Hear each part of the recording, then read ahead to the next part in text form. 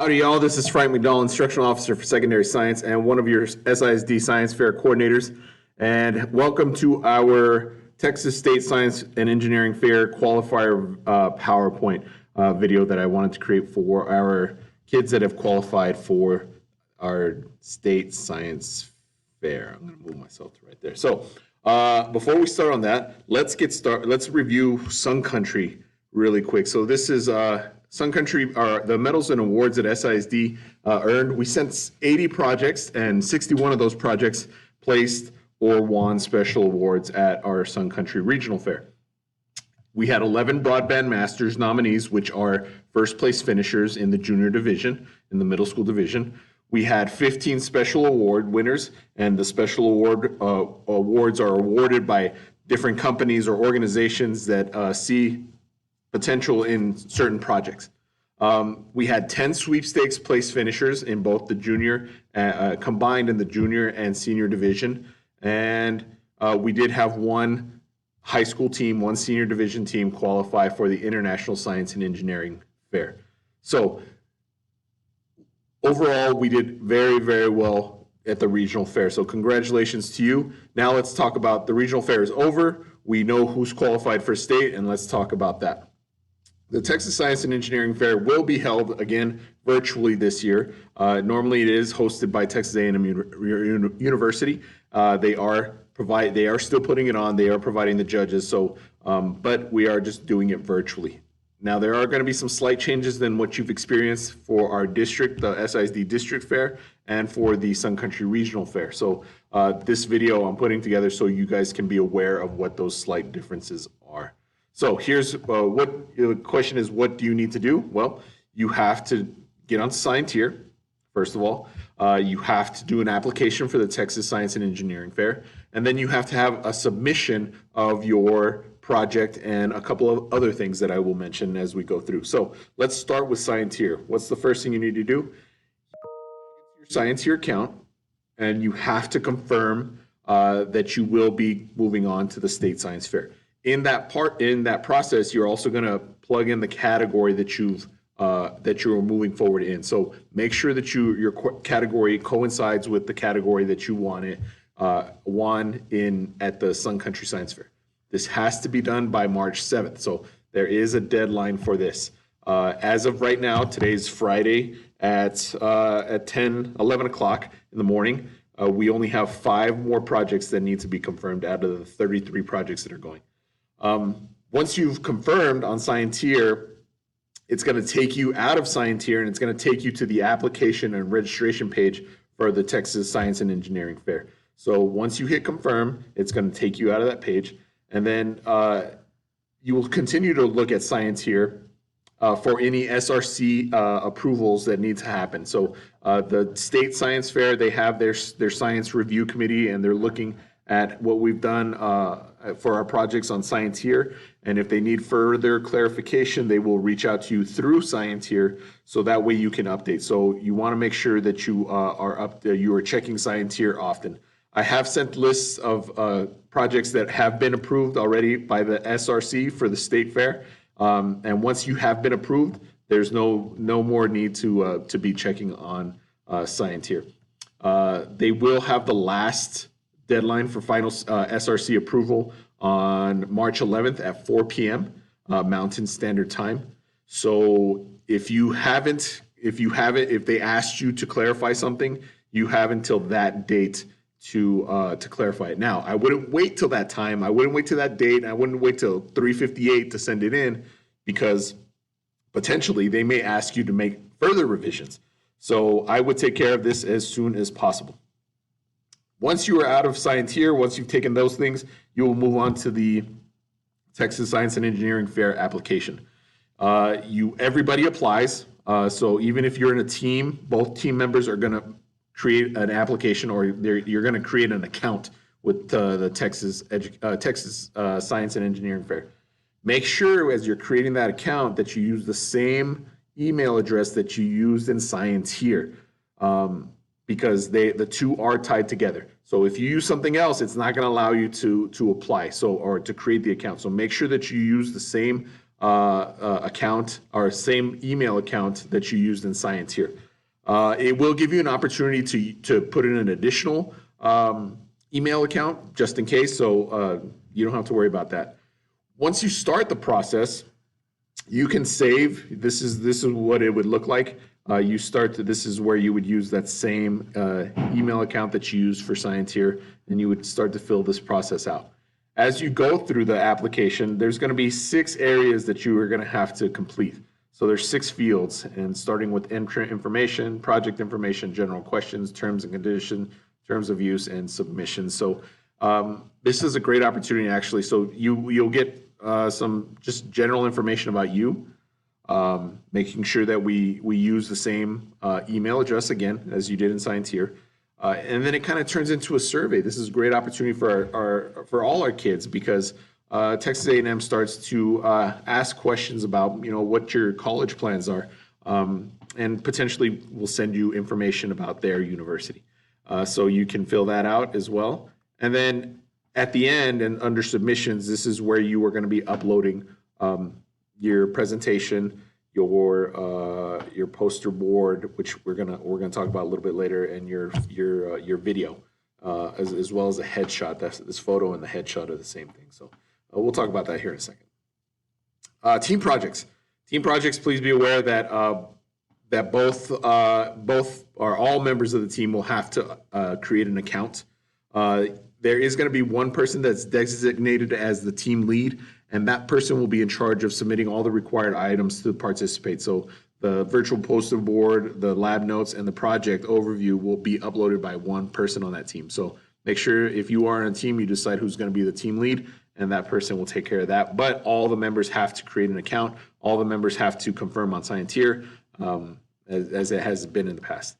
So all members will also submit their own headshots. And just for clarification, here are the 5 teams, 1, 2, 3, 4, 5 teams that we are sending to the Texas Science and Engineering Fair. So make sure if you are one of these people, make sure that all your members are taken care of. Payment. Well, when you get to the payment portion of the registration process, here's what you're going to do. Now, nobody's going to pay anything. SISD is going to take care of all the entry fees, all the costs, because we've saved a ton of money in not having to have buses or hotels. So we'll be able to cover those costs. But as you register and turn in all your submissions, once you've submitted everything, you are going to put your project into the cart during registration. So what that kind of looks like is, as you've uploaded everything that you need to upload, you've added all your items, you're going to plug in add to cart. And this is what you would have a checkout area like this. So just add them to the cart. So you have to make sure everything is submitted before you do this.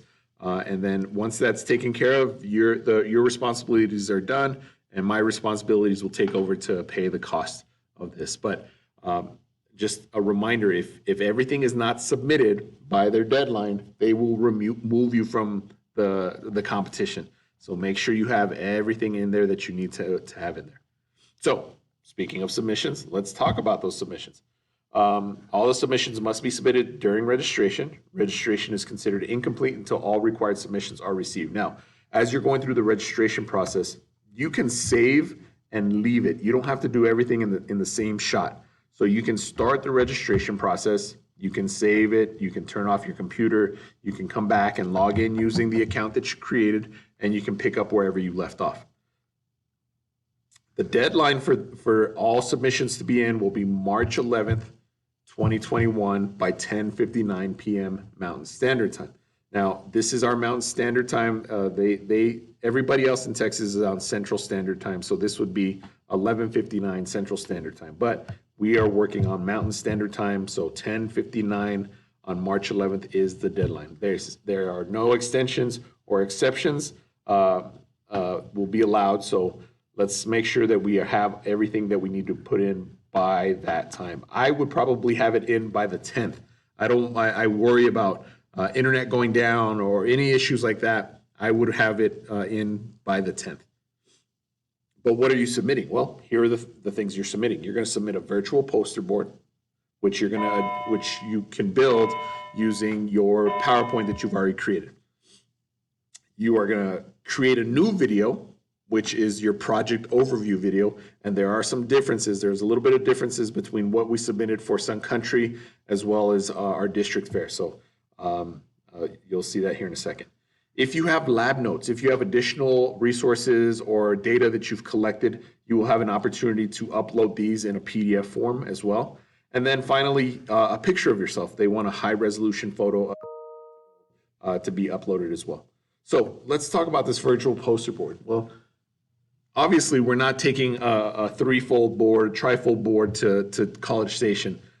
We've used PowerPoint presentations for the district fair for SISD and for the regional fair, and that had a video embedded into it, but that's not the format that they want. What they want is a template that they've provided for us, and your coordinators have a copy of it. As a matter of fact, I'll probably upload the copy of this template for when I send out this video to you guys. And what it is, it's 3 PowerPoint slides. So the guts of your project are going to end up on 1 PowerPoint slide, and you'll see that the template, it has areas where you plug things in. So it's going to be essentially a matter of copying and pasting and putting that information into their template. Now, they're allowing you to change the colors of the template, to change the text box sizes, to move the panels, however you see fit. But they do have restrictions. You can't change the size of the template. You can't add additional pages. They're giving you 3 slides to work with, and we'll show you what goes on those slides. So it can only be the 3 slides that you are sending. Again, you do have the leeway to change the colors, the text boxes, the panels, the way they're set up. You have that leeway. But in your virtual board, they're also asking you to include the SRC approved abstract, which you can get from Scienteer. You can pull that from Scienteer and save it as you'll get a copy of it as a PDF, and you'll hang on to that, because at one point in the submissions you'll plug it into the virtual poster board. If you have a Form 1C, which it'll tell you on Scienteer, if you do, you will also take that out so you can provide it. And if you have a Form 7, it's a continuation, you will also provide that if you have it. If not, if it's your project, if it was not required for your project, either Form 1C or Form 7, you don't have to worry about it. These will be uploaded as PDFs, or download them as PDFs, and then you will be able to have an opportunity to upload those or to include them in the virtual board. But if you don't have these things, it could result in points being lost during judging. So don't forget, as you are putting your board together, you can include pictures, but make sure that you're using pictures that you have permission to use or have been cited properly. We want to make sure that we're crediting all the images as where we found them from, just like we normally would on our science boards. You want to make sure that you save your final poster board presentation. So your final little PowerPoint, you have to save it as a PDF. It has to be saved as a PDF. I would save both versions, the PowerPoint, and then I would save it as a PDF, because if I need to make any changes, if I catch something, I can go back to the PowerPoint, make the changes, and then save the PowerPoint again, and then save it another copy as a PDF. And then all the virtual boards must conform to the same display and safety rules that we've used in the past. So what does that mean? Well, no graphic photos, no photos of examples of dead animals or open surgeries or things of that nature. You want to make sure that all your photos, all your graphs, all your tables are cited. So the idea of graph created by researcher, photos taken by researcher, that's what we want to make sure that we still have those things included on our virtual board. And remember, only photos of the researcher should be on the presentation or on the board, on the virtual board, unless there is written permission from those other people that are on the board. So make sure you include that paperwork as well. Here is the example of the one virtual board that we are going to be using. It has rules and directions on it, and those can be taken out, and you'll be able to see that during the during when you open up the template. So you would take this section out, you could delete it. I wouldn't delete it. I'd make sure I followed all the rules first, and then I would get rid of it. It gives you your timetable, it gives you the restrictions, it tells you when it's due. Remember, this is Central Standard Time, not Mountain Standard Time. We have to obey by our Mountain Standard Time. But you would copy paste your problem in here, your question, your hypothesis. It gives you some ideas of what you'd want to be doing. Again, you can change the color schemes. You can you'd put your project up here, your project number from science here, and you would include all that stuff. So there's the example. Here is the extra slide. Here are some extra slides where you could potentially plug in some results, your works cited, your conclusion, your photo credits. They don't want any animations. They don't want any hyperlinks. They don't want any videos on this virtual board. And your last slide is for any forms that you may have. So your abstract will go here. Your Form 1C will go here if you need it. Your Form 7 will go here if you need it, okay? So once you've created all this, once you've used that template, save it, and then save it as a PDF. The virtual project boards are not allowed to have any of the following: no animations or hyperlinks, again. References to any institutions or mentor that supported the work. So if I am, if I had, I don't know, Chevron or a big corporation really help me out with this, I can't be advertising them. So you want to be clear of that. I don't think any of us, I don't think we have any issues with that necessarily. And also keep personal information off the virtual board. So again, no hyperlinks, no product advertisements, and no personal information. All these are a no-no. Don't forget, save the presentation as both a PowerPoint and a PDF because you will be uploading it as a PDF. The PDF version will be uploaded and submitted. There's the PDF logo. Your project overview video. Now, here is a little bit of a difference. The time limit that we had set for our district fair and that was set for Sun Country was 5 minutes. The time limit here is 4 minutes. And this is only just a small portion of it. The majority of your points are going to come from the virtual board. So all your information has to be on that virtual board. This video, I want you to kind of think of it as an abstract. It's going to be a brief overview of everything that you did. So it should summarize all the project at a high level. It should have the layman as the core audience. So you're explaining it as best as you can and completely as you can to somebody who may not be an expert in the field. Do not include key information not already submitted in the other items. So meaning don't include vital information that is not on the virtual poster board. Make sure all the information that you talk about in the video is already on the poster board. If the project is best explained by showing a demonstration, you may include this in the project overview video. Remember, you only have 4 minutes. But it must meet all the display and safety regulations. So again, only your face should be in the project overview video. Nothing graphic in nature should be included. Physical poster boards are not necessary in your video because all judges will have access to your virtual poster board. So meaning you're not creating another PowerPoint and a presentation embedded into a PowerPoint. It's going to be you and a camera and you talking about what it is that you did. So there's no need for any background stuff. There's no need for anything along those lines. And then finally, you will save this video as a MP4, an MPG, an MPEG, an MOV, or a WMV video file. But they prefer the MP4 or the MOV file over any of the rest of them. So you could use your phone to record it.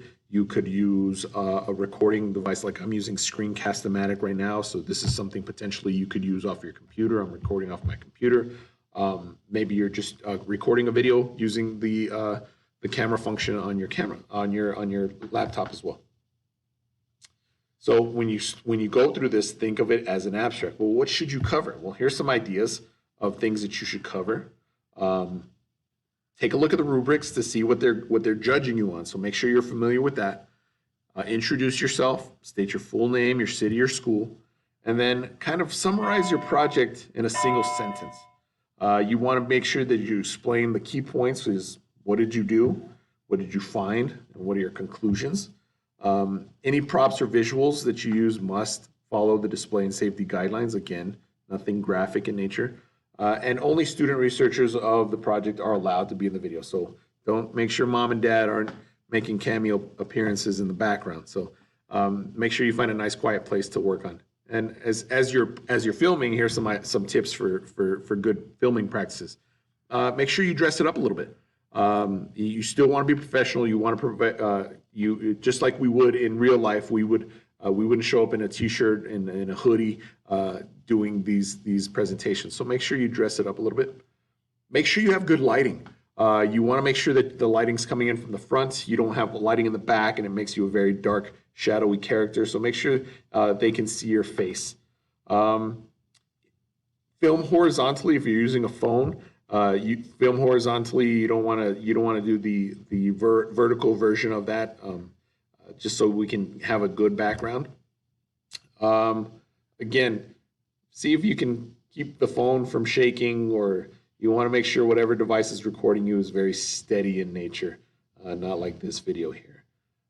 Speak clearly and naturally, so you have as many opportunities as you need to perfect this. So this is a great opportunity.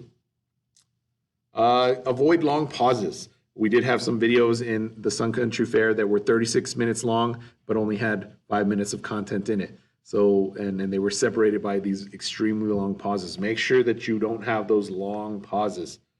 And then finally, go back and watch it and listen to it. Make sure that those pauses aren't embedded in there and you didn't even know. See if that's what you want these judges to see you and your project as. So go ahead and check it before you upload it as well. Lab notes, these are optional. You can, if you have an extensive amount of data, you can upload these for the judges to review. You will be uploading as PDF pages from a lab notebook. It is advised that the key information will be provided in the required materials. Again, make sure your virtual poster board has all the key information. Don't save your key information for these lab notes. Make sure it's presented and it's right out there for the judges to hear and read. And then they are submitted as PDFs. And then finally, your headshot, aka a selfie, you want to make sure that you are providing a high resolution picture of yourself. So that way they can include it or this is your final portion of your submission. The rubric, 2 different rubrics, one for engineering and one for all the other areas. But you can see that the points here is research questions, design and methodology, excuse me, execution, creativity. These are all, and presentation, your digital board, that's 10, 20, that's 30, 50, 65, 75 points out of the 100 come from your virtual board, and only 25 are coming from your video.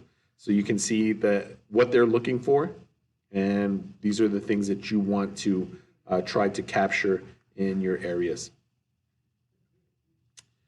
Your projects are going to be reviewed by the SRC, again, your scientific review committee, just making sure that you followed all the rules and regulations that we needed to follow. They will, if they have anything that they need you to elaborate on or improve upon, they will send it to you. You will have to make those changes in Scienteer and resubmit until it meets their approval. As of right now, Friday at 11 o'clock, we probably have, out of the 33 projects that we're sending, we have 5 that are still being, that have yet to be reviewed by the SRC. So they are moving very quickly. Remember, the final SRC changes are going to be on March 11th at 4 o'clock. Here are some common red flags that the SRC has if you're using human subjects, if you're using animals with a backbone, or if you've used hazardous materials, if you swab things. They want to make sure that you've done them in the right area. So if your projects, and these tend to be the categories that send up those flags. So you might want to check, be aware if you're in one of these categories, you want to check Scienteer until you have that approval. Display and safety, the DNS, making sure that its inspections will include a review of all the submitted materials and enforcement on the display guidelines as published in the international rules and guidelines.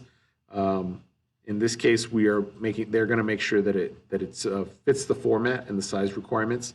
And again, we're looking at the credits for the photos, the graphs, the tables, that you have permission to use everything that you need that you've included on your virtual board or in your video.